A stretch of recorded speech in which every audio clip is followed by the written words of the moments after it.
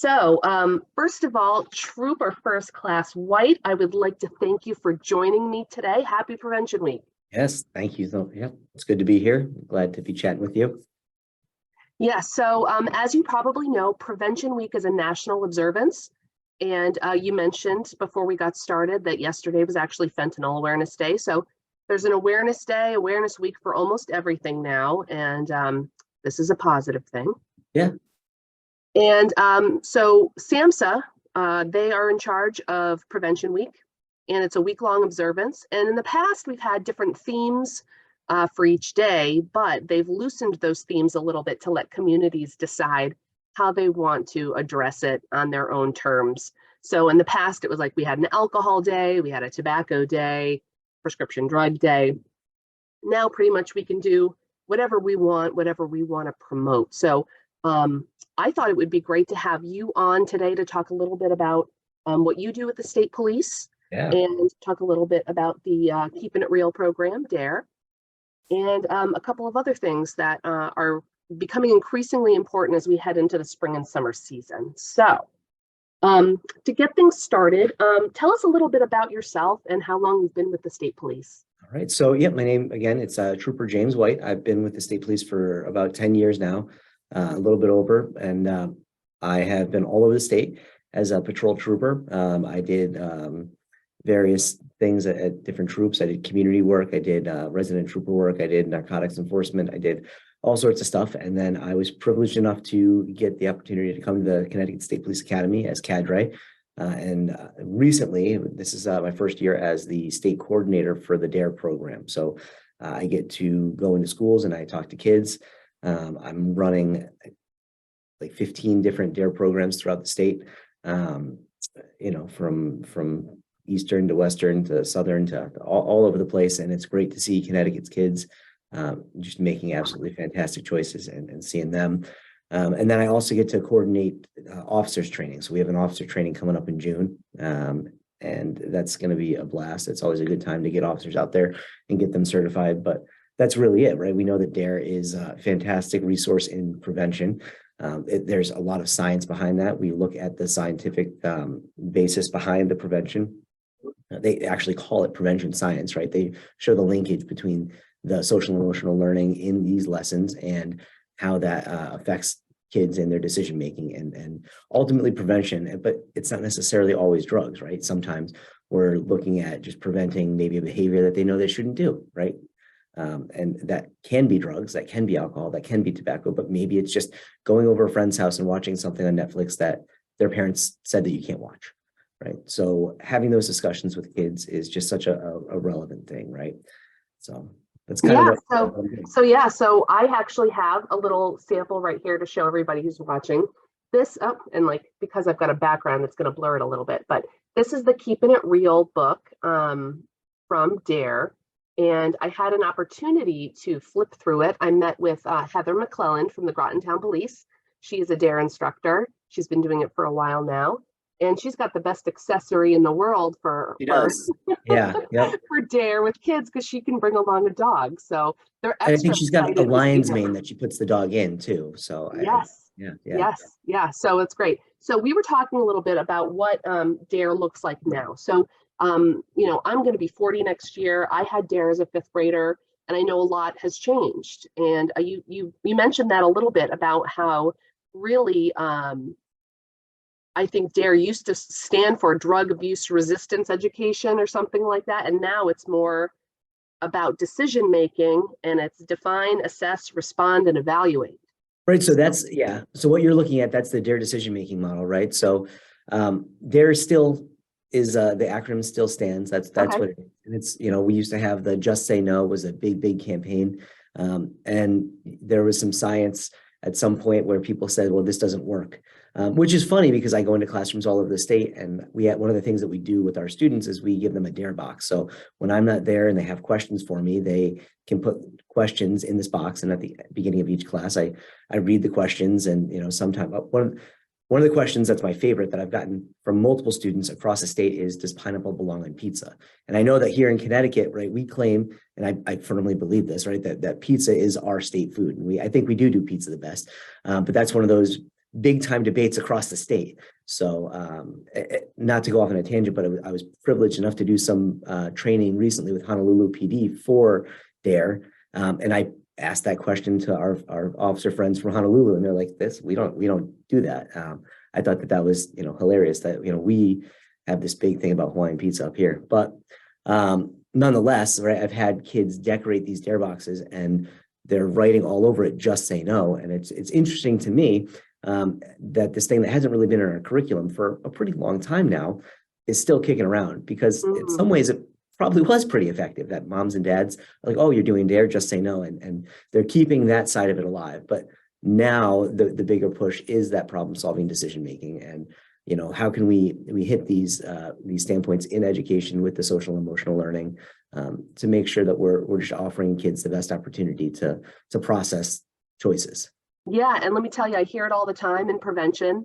I get a lot of eyes rolling my direction, unfortunately, sometimes, even from people I don't even think I'm going to get it from. They're like, oh, just say no, ha ha ha, like prevention, doesn't work, or, they're going to do what they're going to do anyway. And, yeah, we know a lot about science and research, and we do know that there's a toolbox of things that are effective. And just say no is an effective strategy, but it's not the only strategy, right? So I look at like just say no, and we have kids across the state playing on Roblox. And in my opinion, like that's one of those games that is really a lot more mature than parents or kids probably realize it is. And we have kids as young as like kindergarten playing this game that's meant and rated for 13 plus, where there is a social networking feature and you're talking to people and stuff like that. And that's one of the things that we kind of talk about is, what happens if someone is asking for your personal information while you're playing? Just say no is a fantastic strategy, right? So I know, and refusal skills continue to be exactly. important, because if you're in a bad situation, doesn't matter if it's drugs or something else, you may not be prepared to have to defend yourself or to speak up, and you need to be able to do that even as an adult. Yeah, and I think if you look in that workbook, I think lesson 4 has a bunch of resistance strategies, and it's terrific to have the kids role play through those, and they really enjoy that. Yeah, so I typically in prevention, here in Groton, my basic group that I'm working with is sort of right after they have DARE, so the 6th grade to 12th grade, and a little early college as well, especially with some of the underage drinking and safe drinking stuff that we work on. So you started touching on a little bit about games and online stuff. Tell me what you're doing with internet safety. So there's a ton of stuff happening, right? And that's like one of those giant issues. So DARE has a curriculum that they're pushing out for internet safety, and we're super excited about that because it's needed, right? Like this is where we are. So the other side of that is, and it's not a program that I started, I can't take credit for it. We have a lieutenant in the state police that started the internet safety program. And I've been very privileged to maintain it and keep going to schools. This year, I've done, a little over 150 presentations at schools around the state.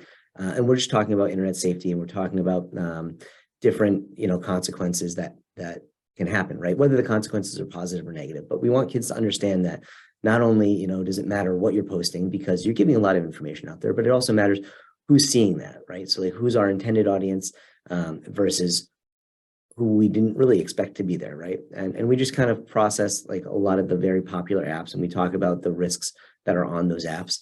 And we have a lot of fun because it's a facilitated discussion where kids come to us with the apps, right? And sometimes there's some that are very questionable or that we know have some high risk behaviors and stuff like that.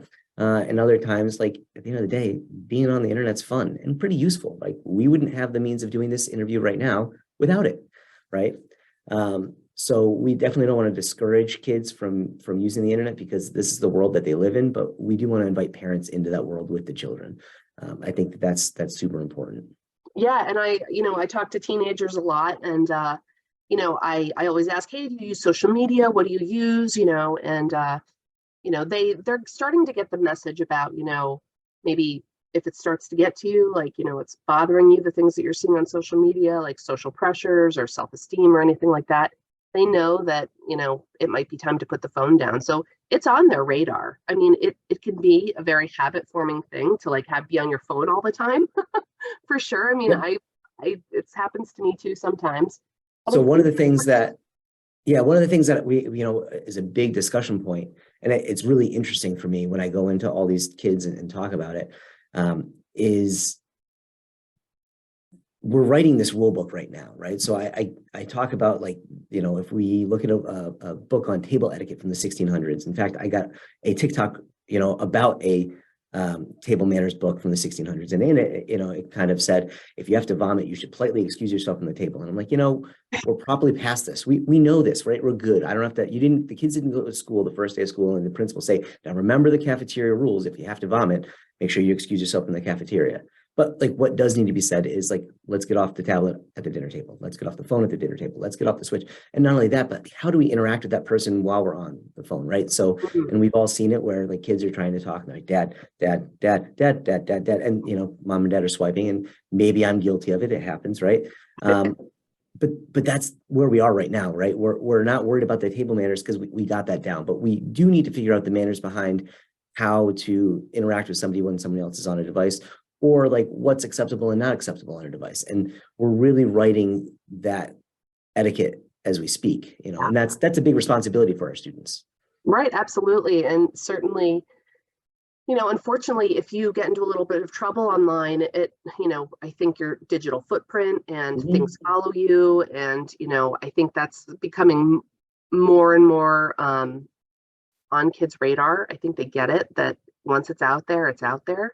Yeah, kids are much more aware of that now, and to their own admission, they kind of explain it now that they have that concept, especially as they're getting older. The kids that you're dealing with, 6 through 12, I think they really get that.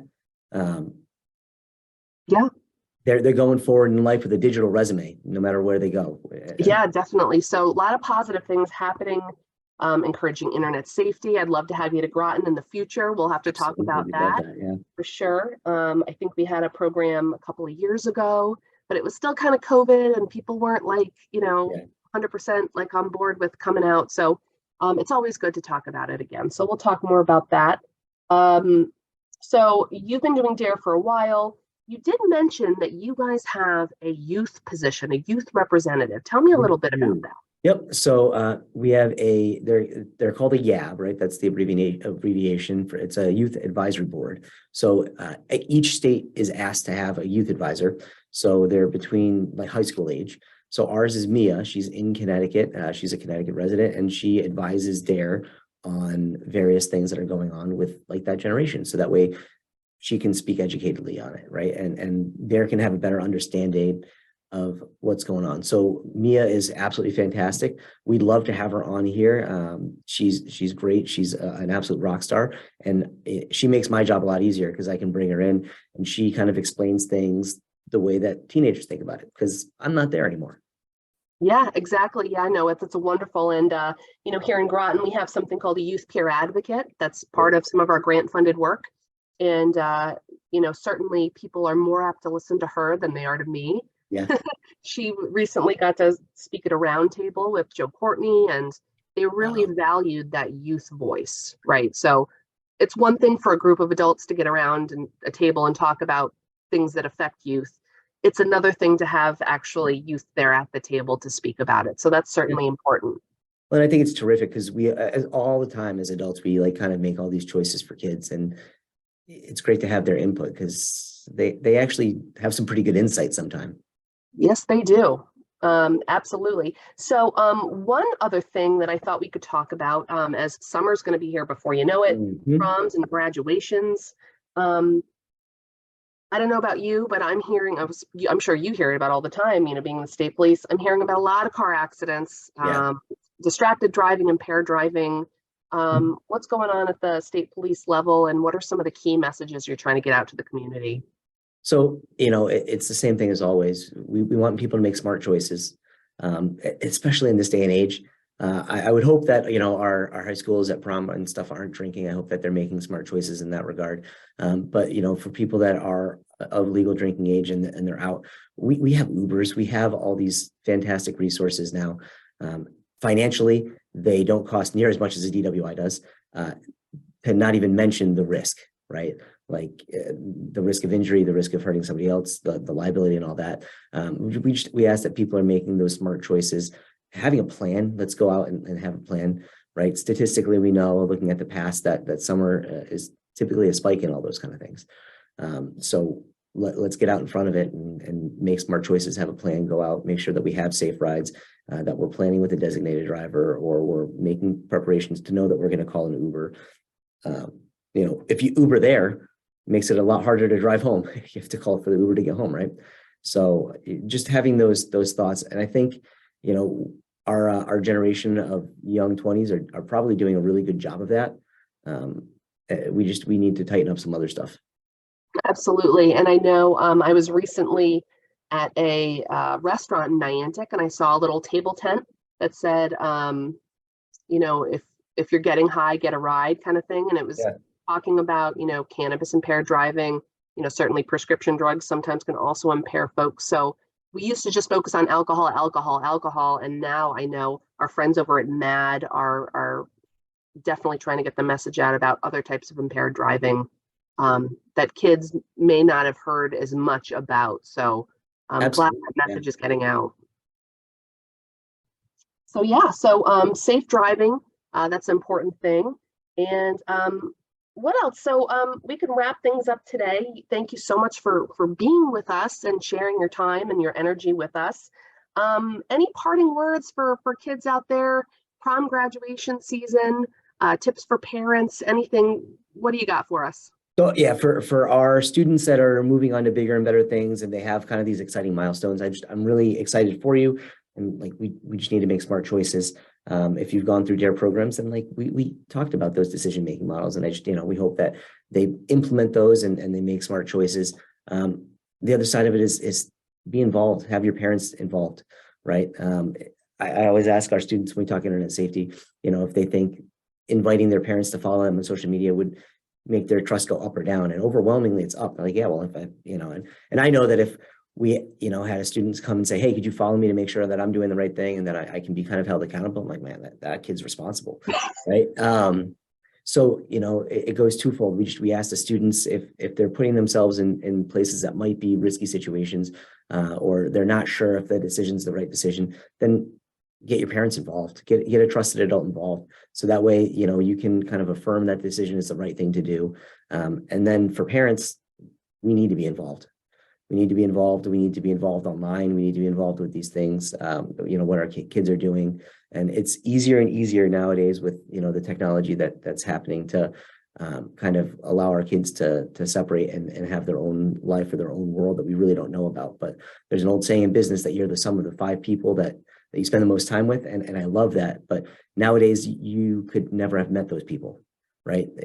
Nowadays, like if you spend all this time with people on YouTube or elsewhere, there's a lot of influence happening that maybe we're not aware of. So we ask that parents be involved and know what's going on with their kids, not only with their friends and what they're doing as these milestones happens, but also, you know, online, be involved online, you know.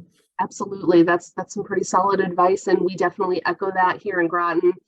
We're big on, you know, family norms, talking about clear rules and expectations. So glad we're on the right track. Yes. And thanks for backing us up. All right. Thank you so much. Awesome. So I just want to thank you for joining us. It's Prevention Week. And again, I thank you so much for you and all your colleagues, what they do to keep us all safe and healthy. And we really appreciate you being here. So thanks for joining us. Yeah. Thank you. All right.